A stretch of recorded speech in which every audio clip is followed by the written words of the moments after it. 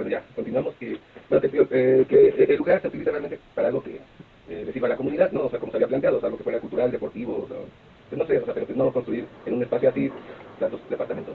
Sí, con 200 departamentos. Era demasiado. Con los problemas que hay, pues sí tenemos la infraestructura de esta zona. Sí, de drenaje, agua, ¿no? Todo ese asunto. Pero a ver, algo que más. Pues la verdad no, como no se decidió qué va a quedar ahí, entonces se vuelve muy incierto, no, o sea, lo que se ve es una constante de dejar todo al chingue su madre, todo a ya que sea inevitable, entonces, o sea, cancelan y ponen sellos de clausura cuando no tienen un proyecto de beneficio comunitario que vaya a ocupar esos planes, no esa cancelación. Entonces también la constructora pues tiene cierta, dentro de su irracionalidad y de la mafia y la corrupción, pues van a decir, bueno, entonces, ¿qué van a hacer? ¿No? O sea, a ver qué van a hacer, cuál es tu proyecto como delegación, y la delegación pues está ahorita gozando de la gloria, de que pues ya ella procedió y clausuró y puso sellos, pero hasta ahí, o sea, eso es lo que en concreto pues no me parece algo sólido, algo sólido, en concreto es inconsistente. En concreto es inconsistente, ¿no? Pero bueno, es un paso que se tenía Pero que dar. lo que sí es concreto y se logró es que la ciudadanía sí pudo, mediante plantones, con actos de violencia a la mala, porque pues el gobierno no entiende por la buena, y pues no trabaja para las mayorías por las cuales según están ahí representándonos, o sea, eso ya se sabe, tanto por ellos como por nosotros, ¿no? Eso sí, o sea, es algo pues memorable porque sí se puede, o sea, sí se puede presionar para que, pues no sé, digo, dentro de toda la corrupción que hay, toda la porquería del gobierno, pues rescatar algo, ¿no? Es esperanzador para los habitantes de la zona, pero es muy inconsistente para el gobierno. Sí, a final de cuentas, como dicen, bueno, al no quedar claro, se dice, bueno, no está este proyecto autorizado, se cancela este proyecto, pero incluso dentro de la comunidad, dentro de los grupos que han estado apoyando este movimiento contra la construcción ilegal, no hay consenso, no hay un consenso claro de qué se debe hacer con este espacio. Se pretende espacios culturales, alguien quiere espacios deportivos, espacios médicos, por ejemplo, para atender cuestiones de salud. Hay diferentes perspectivas de qué se debe hacer con este, pero no hay Nada concreto. nada concreto, ¿no? Y de todo eso se puede colar nuevamente silueta, otra. Luego que creen que no, la gente no se va a oponer, no, por lo menos no de esta forma. Exactamente. Pero bueno, vamos entonces a pasar con el siguiente tema, después de nada más esta mención local. Vamos a pasar a algo que es de México, pero que también compete al mundo entero, ¿no? Este movimiento zapatista es un movimiento que, pues pese a quien le pese y molesta a quien moleste, o quien lo crea, quien no lo crea, es un movimiento que continúa despertando el interés internacional.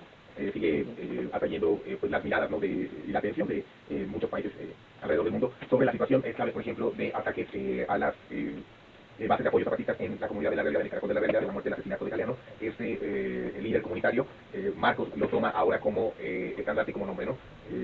Hay un comunicado en donde se dice que Marcos deja de ser Marcos para pasar a ser Galeano. ¿No? ¿Alguien quiere?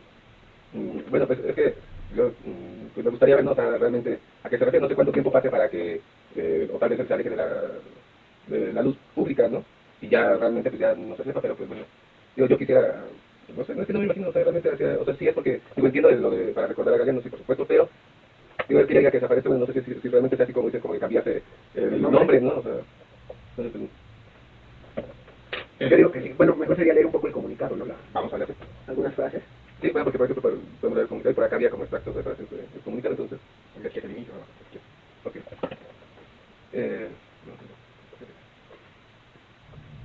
La realidad Planeta Tierra, mayo del 2014. Compañera, compañeros, o compañero A, ¿no?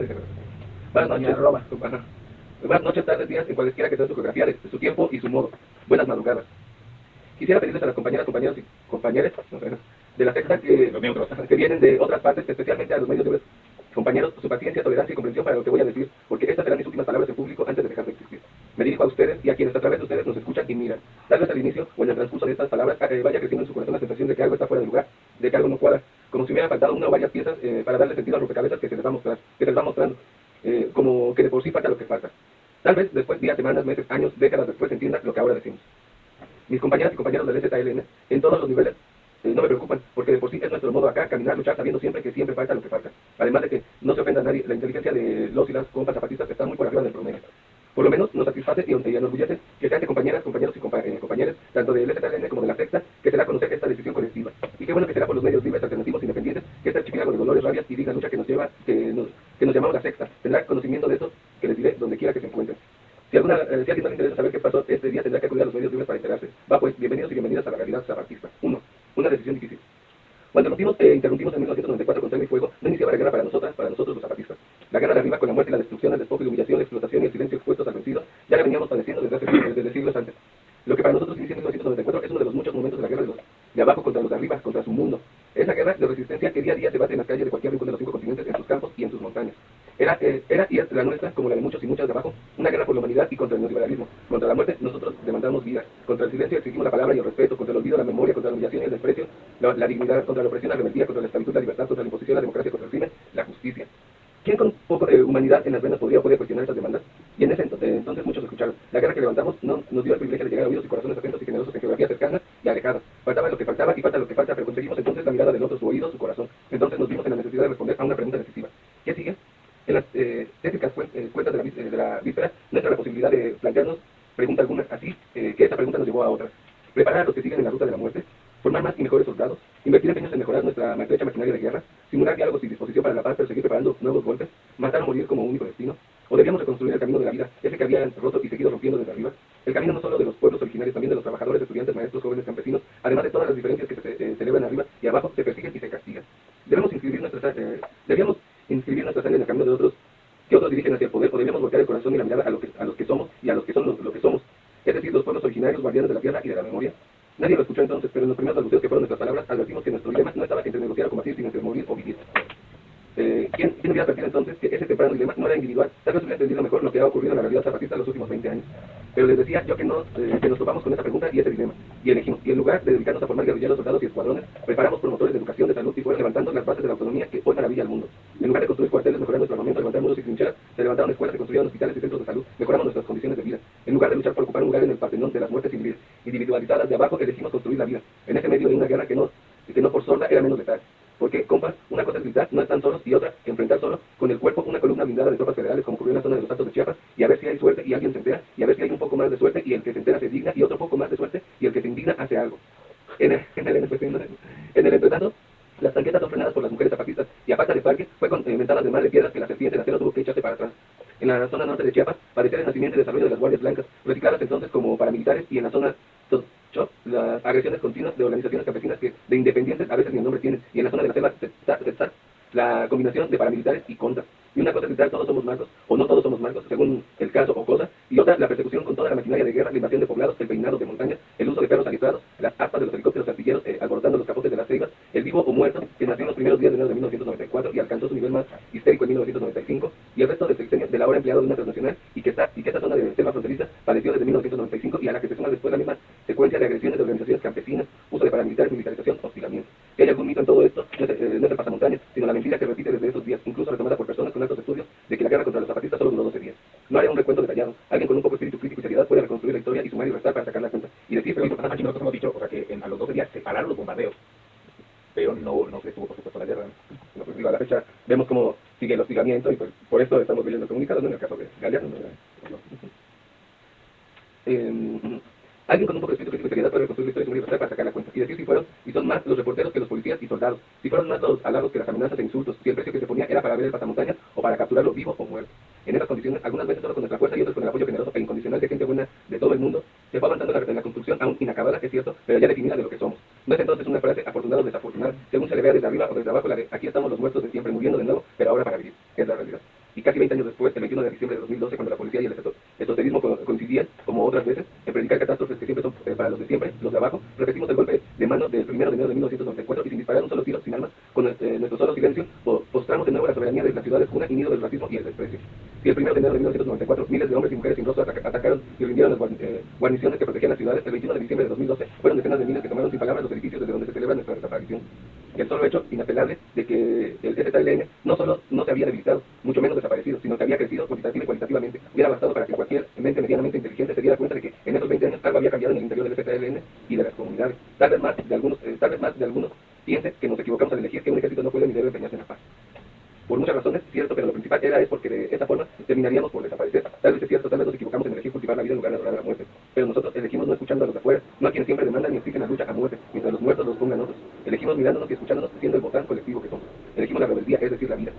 Bueno, es que si no, o sea, como todo se puede poner así de, no, y sí, vamos y guerra y mata, o sea, tú desde tus oficinas, ¿no? O sea, donde a ti no te va a pasar absolutamente nada, porque aparte afuera tienes seguridad y... O sea, pero ellos están muertos en vida, o sea, no es vida, no puedes salir a caminar en la calle. Y ninguno de esos, ni diputados, ni senadores, ni puestos administrativos, ni gerenciales, ni institucionales, del sistema del cual uno es rebelde por adorar a la vida, por ejemplo, ninguno de ellos tiene tranquilidad, o sea, ninguno de ellos no pueden salir ni a la calle si no es custodiados o blindados o, no sé, disfrazados Digo, para empezar, ese es un ejemplo de esa... No vida. No, de lo mórbido, o sea, de lo enfermo del sistema. O sea, ¿cómo es posible que desde tu escritorio orquestes la guerra y tú mismo no puedas ni salir a la calle, ¿no? O sea, por eso que tú mismo estás generando, como es el gobierno, ¿no? El Estado mundial, ¿no? Mundial. No solo aquí en México se repite, bueno, también. Esto no quiere decir que no supiéramos que la guerra de arriba trataría de imponer de nuevo su dominio sobre nosotros. Supimos y sabemos que una y otra vez habremos de defender lo que somos y cómo somos. Supimos y sabemos que seguirá habiendo muerte para que haya vida. Supimos y sabemos que para vivir morimos. 2. Un fracaso. Dicen por ahí que no hemos logrado nada para nosotros. No deja de sorprender que se maneje con tanto desparpajo esta posición. Piensan que los hijos e hijas de los comandantes y comandantas deberían disfrutar de viajes al extranjero, de estudios en escuelas privadas y luego de altos puestos en la empresa o la política. Que en lugar de trabajar la tierra para arrancarle, con sudor y empeño de alimento deberían lucirse en las redes sociales divirtiéndose en los santos, exhibiendo lujos. Tal vez los subcomandantes deberían procrear y heredar a sus descendientes los cargos, las prebendas, los templetes, como hacen los políticos de todo el espectro. Tal vez deberíamos, como los dirigentes de la CIOA y de otras organizaciones campesinas, recibir privilegios y paga de proyectos y apoyos, quedarnos con la mayor parte y dejar a las bases solo unas migajas a cambio de que cumplan las órdenes criminales que vienen de más arriba. Pero es cierto, no hemos logrado nada de eso para nosotros. Es difícil de creer que 20 años después de hacer nada para nosotros, resulta que no era una consigna, una frase buena para carteles y canciones, sino una realidad, la realidad.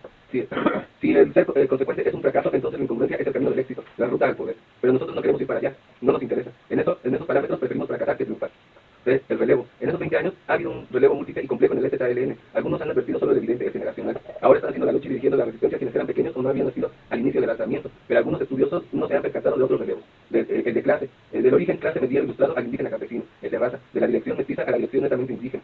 Y el más importante, el relevo de pensamiento, el vanguardismo revolucionario al mandar obedeciendo, de la toma del poder de arriba a la creación del poder de abajo.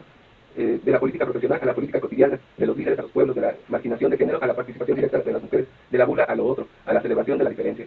No me extenderé más sobre esto porque ha sido precisamente el curso de la libertad según los y las zapatistas, la oportunidad de constatar si el territorio organizado vale más el personaje que la comunidad. En lo personal no entiendo por qué hay gente pensante que afirma que la historia de los pueblos se espanta tanto ante la existencia de un gobierno del pueblo donde no aparecen los especialistas en ser gobierno. ¿Por qué debe ser el que sean los pueblos los que manden, los que dirijan sus propios pasos? ¿Por qué mueve la cabeza con desaprobación frente al mandar obedeciendo? El culto al individualismo encuentra el que ellos vanguardismo. Creo que es al revés, obedeciendo mandando. Como lo contrario. Pues ellos, bueno, no es que no merecen nada, Obedecen sus intereses, los intereses extranjeros.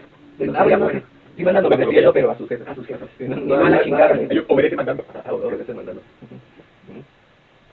Me acuerdo de cómo decía Luis, el mandado obedeciendo. Y ha sido eso precisamente el que los indígenas manden y que ahora un indígena sea vocero y jefe, lo que los altera, los aleja y finalmente se va para seguir buscando a alguien que precise de vanguardias, caudillos y líderes, porque también hay racismo en la izquierda, sobre todo en la que se pretende revolucionaria. El STLN no es de esos, por eso no cualquiera puede ser zapatista. 4. Un holograma cambiante y a modo, lo que no será. Antes del amanecer de 1994 pasé 10 años en estas montañas, conocí y traté personalmente a algunos en cuya muerte morimos un mucho. Conozco y trato desde entonces con otros y otras más que hoy están aquí con nosotros. Muchas madrugadas me encontré a mí mismo tratando de digerir las historias que me contaban, los mundos que dibujaban con silencios, manos y miradas. Su insistencia en señalar algo más allá. Era un sueño el mundo ese tan otro, tan lejano, tan ajeno. A veces pensé que se había adelantado, que las palabras que nos guiaron y guían venían de tiempos para los que no habían aún calendarios, perdidos como estaban en geografías imprecisas, pero siempre el sur digno omnipresente en todos los puntos cardinales. Luego supe que no me hablaban de un mundo inexacto y por lo tanto improbable. Ese mundo ya andaba con su paso. Ustedes, ¿no lo vieron? ¿No lo ven? No hemos engañado a nadie de abajo. Nos escondemos que somos un ejército con una estructura piramidal, su centro de mando, su decisión de arriba hacia abajo, no por congraciarnos con libertarios o por moda negamos lo que somos. Pero cualquiera puede ver ahora si el nuestro es un ejército que suplante o impone. Y debo decir esto, que ya he pedido la autorización del compañero subcomandante insurgente Moisés para hacerlo. Nada de lo que hemos hecho para bien o para mal hubiera sido posible sin un ejército armado. El Zapatista de Liberación Nacional no se hubiera alzado contra el mal gobierno ejerciendo el derecho a la violencia legítima, la violencia del de abajo frente a la violencia del de arriba. Somos guerreros y como tales sabemos cuál es nuestro papel y nuestro momento. En la madrugada del día primero del primer mes del año 1994, un ejército de gigantes, es decir, de indígenas rebeldes, bajó a las ciudades para, con sus pasos, sacudir al mundo. Apenas unos días después, con la sangre de nuestros caídos aún fresca en las calles citadinas, nos dimos cuenta de que los de afuera no nos veían. Acostumbrados a mirar desde arriba a los indígenas, no alzaban la mirada para mirarnos. Acostumbrados a vernos humillados, su corazón no comprendía nuestra digna rebeldía. Su mirada se había detenido en el único mestizo que vieron con pasamontañas, es decir, que no miraron nuestros jefes y jefas, dijeron entonces. Solo ven lo pequeño que son. Hagamos a alguien tan pequeño como ellos, que a él lo vean y a él nos vean. Y por él nos vean. Solo lo ven, empezó así una compleja maniobra de distracción, un truco de magia terrible y maravillosa, una maliciosa jugada del corazón indígena que somos. La sabiduría indígena desafiaba la modernidad en uno de sus bastiones, los medios de comunicación. Empezó entonces la construcción del personaje llamado Marco. Les pido que me sigan en ese razonamiento. Vamos a tener que detenernos para repetirnos porque no tiene tiempo, pero ya se va dando una idea clara de qué es de lo que se trata, ¿no? O sea, la desaparición obedece a esto, a esta imagen del mestizo, la menospreciación del indígena, ¿no? Que no puede ser, no son capaces ellos mismos solo por sí mismos de hacer las cosas, ¿no? Se dirigen al que es mestizo y no a los indígenas, aunque él era un subcomandante y no cogían. Y a los jefes y jefas ni los vieron, ¿no? O sea, nunca. Bueno, eso quiero, entonces vamos a jugar con esto, ¿no? Ahora, vale, está muy interesante, ¿no? Y una vez más, como les cambia la jugada, y como ya habíamos dicho, ¿no? El ejército zapatista marca su propia agenda, no permite que el gobierno marque su agenda, ellos mismos marcan su agenda y marcan la agenda del gobierno. Porque si dentro de la agenda de los zapatistas está construir una escuela, de inmediato entra en la agenda del ejército, del gobierno, destruir. ¿No? Y amedrentar a los que participen, ¿no? En ella, justo, No de la muerte, de la muerte. no de domicilio. Bueno, vamos a tener que despedir. Así es, bueno, nos despedimos con música de Jorge Saldaña, que fue la que utilizamos también para entrar con su parodia de ¿sabes una cosa? Y Les recomendamos que lean el artículo completo de Marco, eso, así es, los comunicados, y nos damos nuestros twitters, @ram_melón, @milonluces y el de Koga. El de Luis Koga que salió es Kogavis1. @kogavis1. Ok, bueno, entonces, Salió hace unos años.